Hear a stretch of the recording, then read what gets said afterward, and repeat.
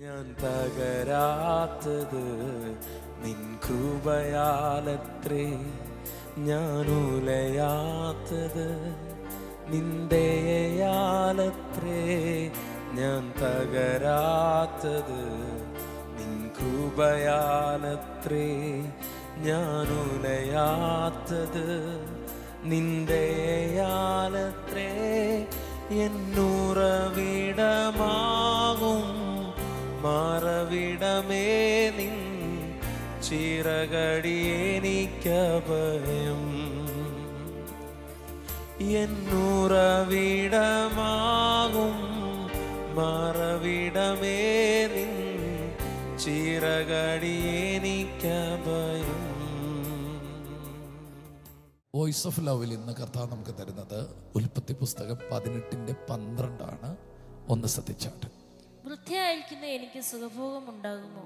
എൻ്റെ ഭർത്താവ് വൃദ്ധനായിരിക്കുന്നു എന്ന് പറഞ്ഞു.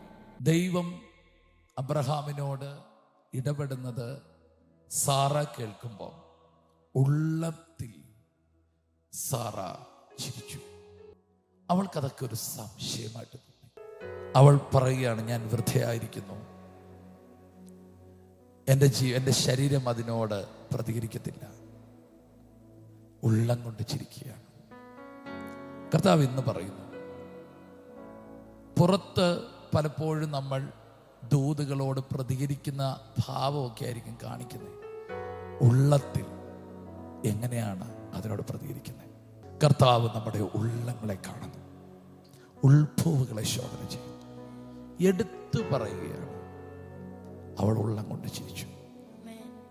17-ാം അധ്യായത്തിൽ ചിരിക്കുന്ന ഒരു അബ്രഹാമിനെ കാണും, 18-ാം അധ്യായത്തിൽ ചിരിക്കുന്ന ഒരു സാറയെ കാണും. നടക്കത്തില്ലെന്നോർത്താ ചിരിച്ച്, എന്നാൽ അടുത്ത അധ്യായത്തിലുണ്ടല്ലോ നടന്നതോർത്ത് ചിരിക്കും. In the name of Jesus. ചിരിക്കുവാൻ അവസരങ്ങൾ തരും. ഇന്ന് ചിലതൊക്കെ ഓർത്ത് നിങ്ങൾ സങ്കടപ്പെട്ടാക്കിയിരിക്കുന്നു, ചിരിക്കാൻ അവസരങ്ങൾ വരും. ഹല്ലേലൂയ. കർത്താവ് പറയാണ്, ആമേൻ, അവൾ ഉള്ളം കൊണ്ട് ചിരിച്ചു. ഞാൻ നിങ്ങളോട് പറയുന്നു, ഉള്ളം കൊണ്ട് ചിരിക്കാനുള്ളവരല്ല നിങ്ങൾ. ദൈവത്തിന്റെ വാഗ്ദത്തം ഉള്ളം കൊണ്ട് വിശ്വസിക്കാനുള്ളവരാണ്. കർത്താവ് അവളോട് ചോദിക്കുന്നു, നീ എന്തിനാ ചിരിച്ചത്? ഉടനെ അവൾ പറയുന്നുണ്ട്, ഞാൻ ചിരിച്ചിട്ടില്ല. ഉടനെ ദൈവം പറയാണ്, ഇല്ല, നീ ചിരിച്ചു. അതിന്റെ അർത്ഥം എന്താണ്? പുറത്ത് വിശ്വസിക്കുന്ന പോലെ അഭിനയിക്കുമ്പോൾ അകത്ത് നടക്കത്തില്ലെന്ന് ചിരിക്കുകയാണ്. ദൈവം എന്ന് നിങ്ങളോട് പറയുന്നു, നിങ്ങളുടെ അകവും പുറവും ഒരുപോലെ ആയിരിക്കണം. ദൈവത്തിന്റെ വാഗ്ദത്തം. യേശുവിന്റെ നാമത്തിൽ നിങ്ങളുടെ മനസ്സും ഹൃദയവും ഒക്കെ ഒരേപോലെ ആയിരിക്കട്ടെ. വാ എന്തു പറയുന്നു തന്നെയായിരിക്കണം ഹൃദയം. ഹൃദയത്തിൽ എന്ത് വിശ്വസിക്കുന്നതായിരിക്കണം അത് തന്നെയാണ് വാ പ്രസ്താവിക്കേണ്ടത്. നിങ്ങളിൽ തന്നെ രണ്ട് പ്രകൃതമാകരുത്. ഉള്ളം ചിരിക്കുമ്പോൾ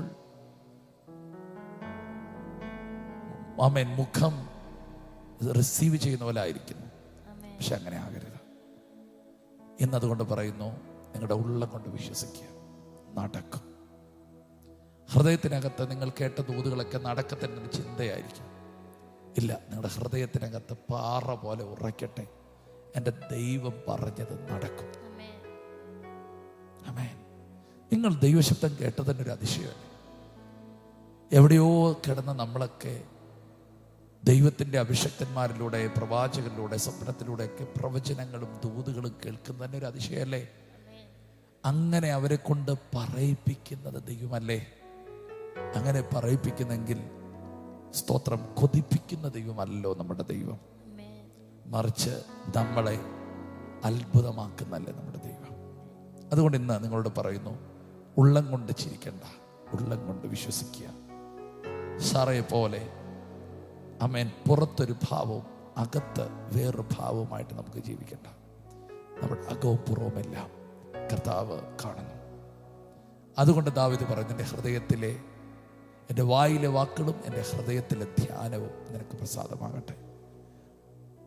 പൗലോസ് പറയുന്നു, നാം ചോദിക്കുന്നതിലും നനയ്ക്കുന്നതിലും. യെസ്, നമ്മുടെ ഉള്ളം, നമ്മുടെ ഹൃദയം, നമ്മുടെ നാവ് എല്ലാം ദൈവം പറഞ്ഞതിനോട് അലൈൻ ചെയ്യട്ടെ. അതിൽ നിന്ന് മാറരുത്. സ്തോത്രം. വിശ്വസിച്ചുകൊണ്ടായി തുടരുക. കർത്താവ് നിങ്ങളെ അനുഗ്രഹിക്കട്ടെ. ആമേൻ. യേശുവേ, ഇന്ന് രാവിലെ അങ്ങ് ഞങ്ങൾക്ക് നൽകിയ നല്ല വചനത്തിനായി നന്ദി പറയുന്നു. കർത്താവെ, അങ്ങ് ഞങ്ങളുടെ വാഗ്ദത്തങ്ങളെ ചെയ്ത് ഉറപ്പിക്കുന്നതിന് സ്തോത്രം ചെയ്യും.